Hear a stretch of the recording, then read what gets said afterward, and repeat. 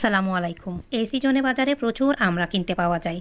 তাই আজকে আপনাদের সাথে সহজভাবে আমড়ার টক ঝাল মিষ্টি একটি আচারের রেসিপি শেয়ার করছি, যে পদ্ধতিতে চাইলে সহজভাবে তৈরি করে বাসায় সারা বছর সংরক্ষণ করতে পারেন। 1 কেজি আমি আমড়া এনেছি, আস্ত দেখতে পাচ্ছেন।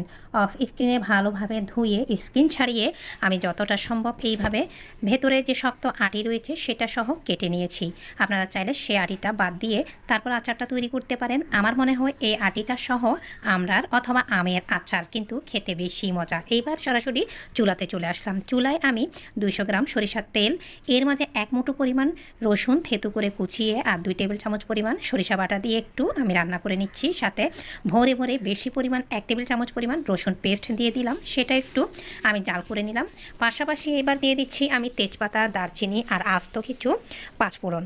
পরবর্তীতে আমরা আরও পাঁচফোড়ন আরও কিছু মশলা অ্যাড করব, সেগুলি ভালোভাবে আমি একটু জাল করে রান্না করেছি। এর মাঝে অতিরিক্ত যে পানি ছিল মশলার মাঝে সেটাও স্যুপ করে নিয়েছি। এরপরে দিয়েছি আমি আগে থেকে কেটে রাখা সেই আমড়া। এবার দিয়ে দিচ্ছি আমি এর মাঝে কিছুটা হলুদের গুঁড়া আর মরিচের গুঁড়া, এতে করে আমড়ার কালারটা অনেক বেশি সুন্দর আসবে।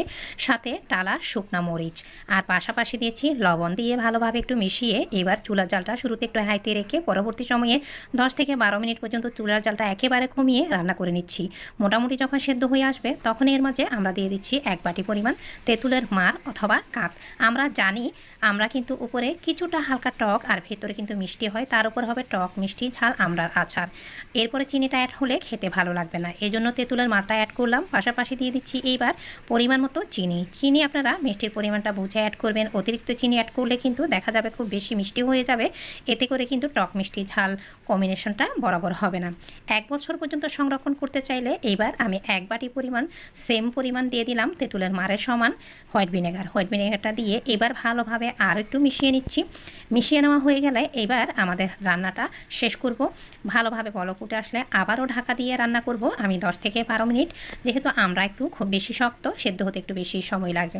এই তো এর মাঝে আলহামদুলিল্লাহ পারফেক্টভাবে আমাদের আমড়াটা সেদ্ধ হয়ে গিয়েছে। এবার নামিয়ে নেওয়ার আগে এর মাঝে দিয়ে দিচ্ছি 1 টেবিল চামচ পরিমাণ ভাজা জিরা গুঁড়া, সাথে আরও দিয়ে দিচ্ছি আমি আমার বাসায় তৈরি করে রাখা আচারের এই মশলাটা। এই মশলার রেসিপি কিন্তু আপনাদের সাথে আমি শেয়ার করেছি।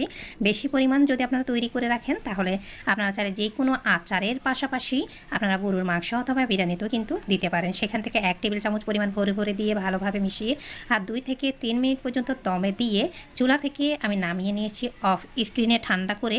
এইভাবে কাচের জারে ভরে আপনারা চাইলে 6 মাস থেকে 1 বছর সংরক্ষণ করতে পারেন। কিন্তু হ্যাঁ, সেক্ষেত্রে কোনোভাবে হ্যান্ড টাচ করা যাবে না, চেষ্টা করবেন আপনারা এভাবে চামচ বয়াম থেকে আচারটা নিতে। পাশাপাশি আরেকটি গুরুত্বপূর্ণ টিপস শেয়ার করছি, পিরিয়ড চলাকালীন কখনোই আচারের বয়ামটা টাচ করবেন না, এতে করে আচার খুব দ্রুত নষ্ট হয়ে যাবে।